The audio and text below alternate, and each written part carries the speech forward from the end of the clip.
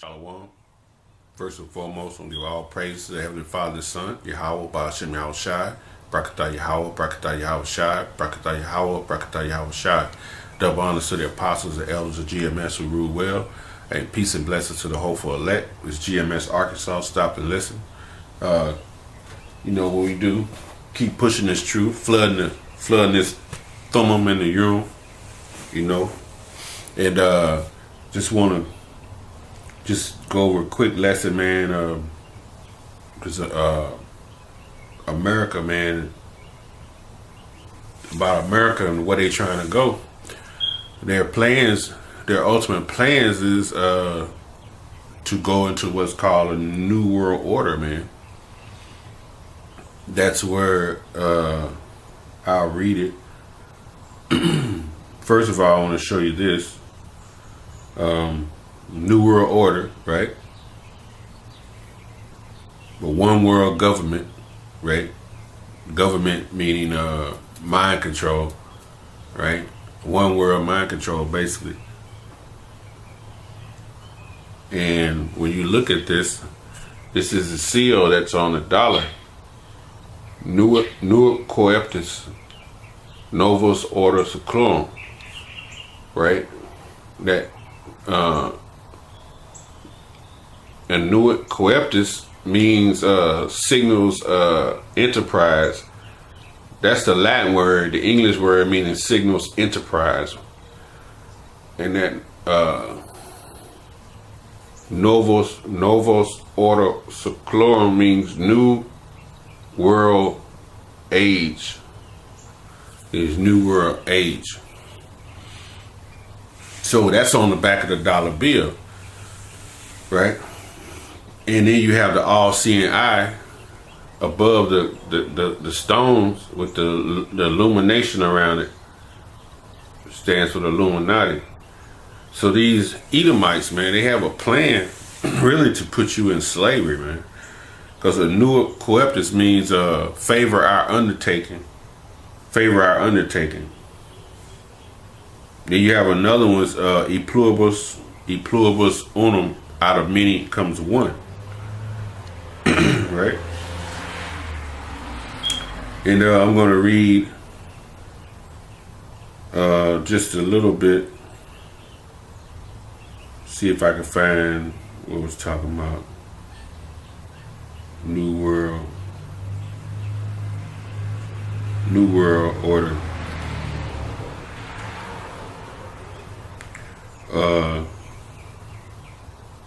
Yeah, and that's where we going, man. So, and it's on the back of the dollar bill. It's on the back of your dollar bill. You would think, because all these bills are changing, why did they change the dollar? Because it's a vibration. America is under the, they follow the ancient Egypt customs, man.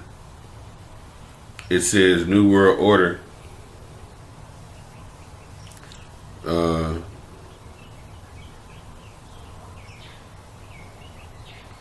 It says here, it says the New World Order, or NWO, is claimed to be an emerging clandestine totalitarian world government, right? The common theme about the New World Order is the secretive power elites with a globalist agenda. And that agenda is to put you back in slavery. You nations, man. The Israelites, man, conspiring to eventually rule the world through the authoritarian world government, which will replace sovereign nation states, and in an all-encompassing propaganda whose ideologies hail to establish the New World Order as a culmination of history's progress. Many influential historical and contemporary figures have therefore been purported to be part of a cabal that operates through many front organizations to orchestrate significant political and financial events, ranging from causing systematic crisis to pushing through conversational policies. So when you see those major events like those big floods that's been happening, we know Esau used the HARP system to control the weather. That's all part of it, man. Like right now in Puerto Rico, they haven't had lights in like close to 50 days now. You know, and that's a burden, man. That's heavy. That's heavy straits, man, on people. So just think if they came through and said, "Hey, we got this chip," boop boop boop. Hey, man, they be taking it, man. When they put the people in straits, man, that's what Esau's planning to do. Put this whole place in straits, man, to try to push that chip on you. It says both the natural and international levels as steps of ongoing plot to achieve this world domination. Right? So all these Edomites are in cahoots, man, with this chip, man. It says, let's see, do I want to read the rest of that? Before the 1990s, New World Order conspiracism was limited to two American countercultures, primarily the militant anti-government right, and the secondary, the part of the fundamentalist Christianity concerned with the end times emerge of the Antichrist, which just, you know, as many Antichrists in the scriptures say, they think it's some one man gonna come out of the sky and be like, "Oh, I'm the Antichrist." But that's probably it on that. I'm gonna read. So that New World Order is it's those powers merging together, man. Really, they coming against Jake. And I'm gonna read in Psalms 83. Start right there. Show you. It says Psalms 83 and 2. It says, "For lo, thine enemy make a tumult, and they that hate thee have lifted up the head." Right? So they're planning on bringing martial law. They have Project Megiddo, Rex 84. You know, they're planning on bringing this against Jake now, man. Since they have taken crafty counsel against thy people and consulted against thy hidden ones. So they meet in when these have these big UN meetings, man. They be meeting and they be discussing the Bilderberg meetings. They be discussing how they gonna handle Jake, man. Because if you notice on that UN, there's no Israelites sitting on the basically like on the floor, man. It says they have said, "Come, let us cut them off from being a nation." That's what they said. "Come, let us cut them off from being a nation, that the name of Israel be no more in remembrance." So that's their plan, man. And that's their plan with this coming New World Order. That's what they're going to try to do. Put us in slavery, man. And basically get rid of us. They're trying to upset the prophecy. But Yahweh Shem Yahushai is putting them in a trick bag, man. They're not going to be able to upset the prophecy, man. It says, it's going to name who they are. It says, "For they have consulted together one consent," under that one consent. See? It says, "They are confederate against thee," which is the United Nations. It says, "The tabernacles of Edom," who are the so-called white men, the Ishmaelites, who are the so-called Arabs, Moab, who are the Chinese, and the Hagarenes, who are a sect of the Ishmaelites, Gabal and Ammon. Ammon are the Japanese, and Amalek, who are the so-called Jews, man. The Amaleks, man. Them Edomites, some Khazar Edomites. And the Philistines with the inhabitants of Tyre, man. So these people have all come together under the guide and the leadership of Esau, man, to try to get rid of the nation of Israel, man.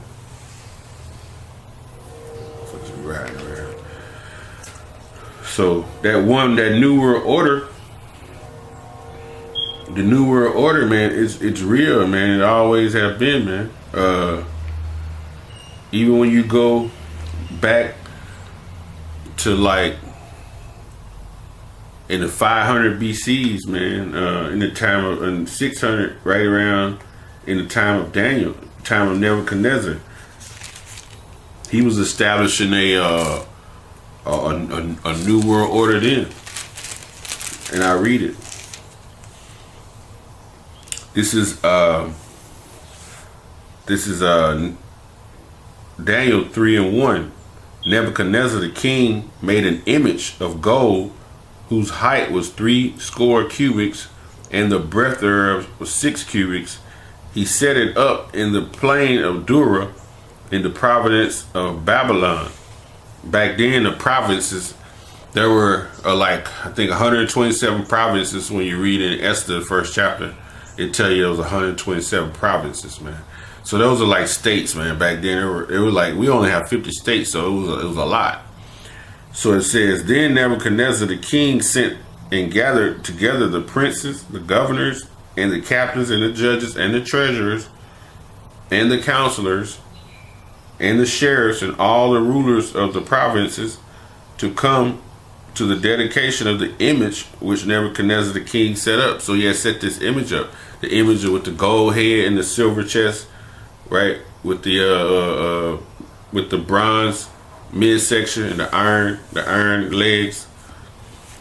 It says, then the princes, governors, captains, the judges and treasurers, the counselors, and the sheriffs, and all the rulers of the provinces were gathered together unto the dedication of the image of Nebuchadnezzar the king had set up, and they stood before the image of Nebuchadnezzar. They stood before the image. Then an herald cried aloud, to you it is commanded, O people, nations, and languages, that at what time ye hear the sound of the cornet, the flute, the harp, the sackbut, the psaltery, the dulcimer, and all kinds of music, ye fall down and worship the golden image that Nebuchadnezzar the king have set up. So he said, when you hear that sound, when you hear that music, fall down and worship this image. And it says, whosoever falleth not down and worships the small worship shall Salaki, and whosoever falleth not down and worship shall the same hour be cast in the midst of the burning fiery furnace. So it was threatening the people, telling them, if you did not bow down to this image when you heard that music playing, that you would be cast in a fiery furnace, man. That was making them conform to a one world order. Right then.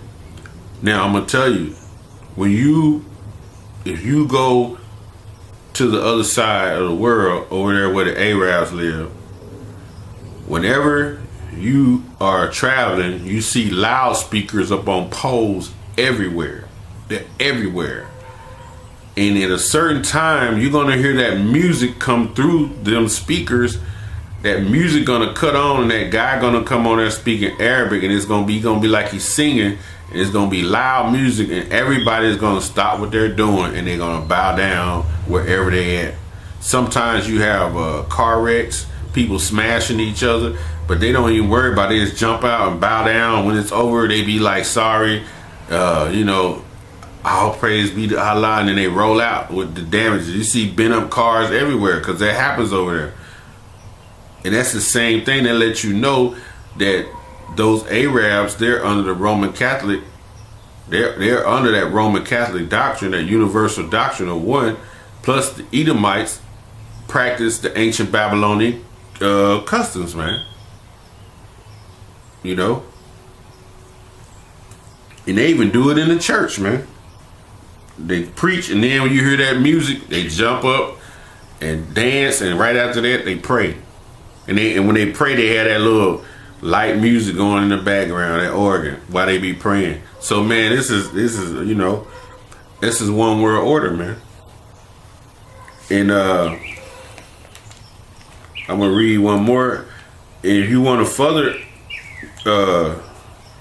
you can read Genesis 11 chapter. It goes into it too, about the one world order. I'm not gonna read it, but what I'm gonna read is the one in the Maccabees. How Antiochus wanted to start one world order. You can read the one in Genesis on your own. It's Genesis 11 chapter. from about the first verse all the way down to probably like the 9th to 10th verse. This is First Maccabees. It's the time of Antiochus, right after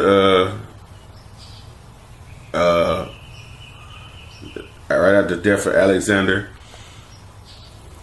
Right after the death of Alexander. In the 41st verse, it says, moreover, King Antiochus, when he took over, it says he wrote to the whole kingdom that all should be one people. So he wrote a decree. He wrote a commandment to the people. They all should be one, right? And that's what they trying to do now. Esau them trying to do now. Everybody under one totalitarian government, man. That's New World Order, man. And everyone should leave his laws. So all the heathen agreed according to the commandment of the king. Yeah, many also of the Israelites consented to his religion, meaning they agreed with it, the Israelites. It says, that lets you know it's a separation, man.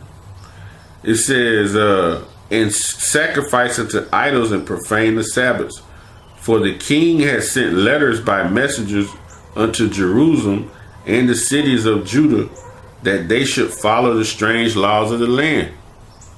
Go against the laws of the Bible that your power gave Yahweh Bashim Yahushua and follow our shit. And you had Jakes, the Israelites, that was doing it, man, because they were in captivity. It says, verse 45, and forbid burnt offerings and sacrifice and drink offerings in the temple, and they should profane the Sabbaths and their festival days, and pollute the sanctuary and holy people, set up altars and groves and chapels of idols, and sacrifice swine flesh and unclean beasts. Swine's flesh, pig, and our people do it to the day, man. They eat frogs, they eat alligators, they eat that shrimp, that crab, that lobster. They eat that stuff today, man. They still sacrificing to those idols, man. And it says, verse 48, that they should also leave their children uncircumcised and make their souls abominable with all manner of uncleanness. And if they circumcise their kids, man, they would kill them, man.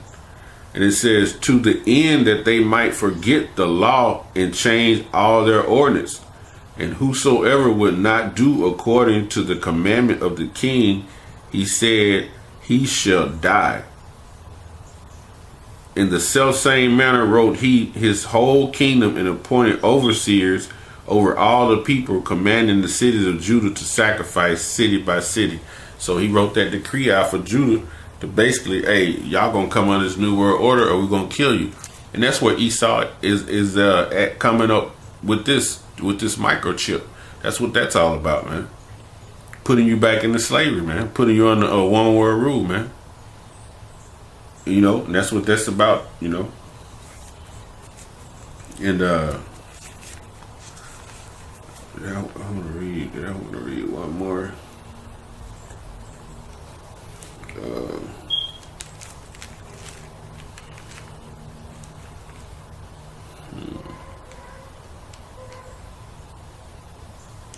Matter of fact, I'm gonna go ahead and read Genesis 11. I'll read it because this is a New World Order way back. It's Genesis 11:1.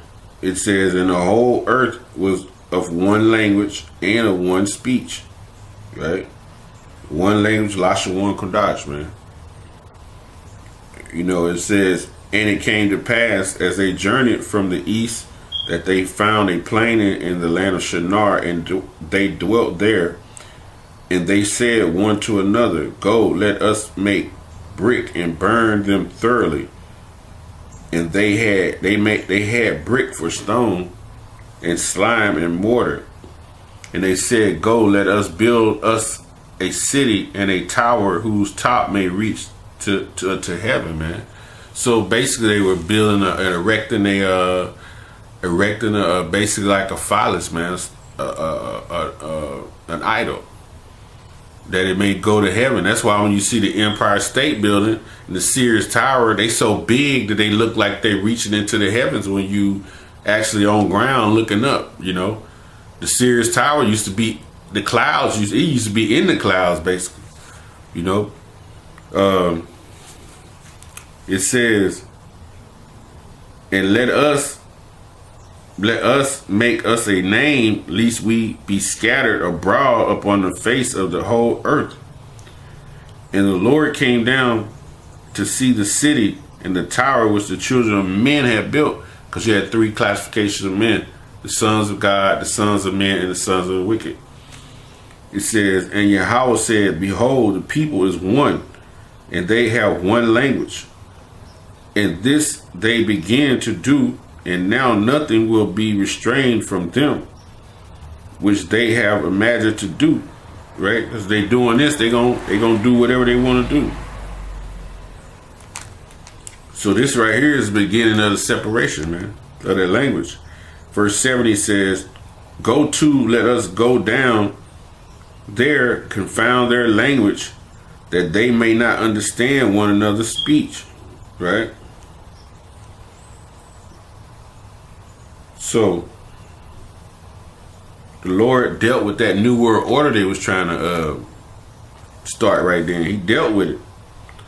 So Yahweh, verse 8, scattered them abroad from thence upon the face of all the earth, and left off to build the city. And they left off to build the city. It says, meaning they didn't complete their new world order. It says, therefore is the name of it called Babel, right? That's where the word Babel means confusion. It says, because Yahweh did there confound the language of all the earth, and from thence did Yahweh scatter them abroad from the face of all the earth, right? So he confounded that new world order they were trying to do. Now, when you read in Ecclesiastes 1 and 9, the thing that will be done is nothing new under the sun. So the same old soup, it just reheated. They tried it in the beginning with Nimrod, then they tried it again with Nebuchadnezzar, then they tried it again with Antiochus. See, it's a pattern. So Esau is going to try it again, and we in 2017, he going to be trying it again with the microchip, man. You know, he going to try it again with the microchip. They are total control, man. But the Lord is going to upset it, man. He's going to upset that, just like he upset it, the building of that tower back then. He's going to upset it again, man. So, you know, I hope this little short lesson was edifying, because that's scriptures on the New World Order, meaning that mind control, one world government. That's what Esau's trying to go with it, you know. I just hope this lesson was edifying, and all praises be to the Heavenly Father and Son, Yahweh, Ba'ashem Yahweh Shai, and double honors to the apostles, the elders of GMS who rule well, and peace and blessings to the hopeful elect. This is GMS Arkansas. Stop and listen. Shalom.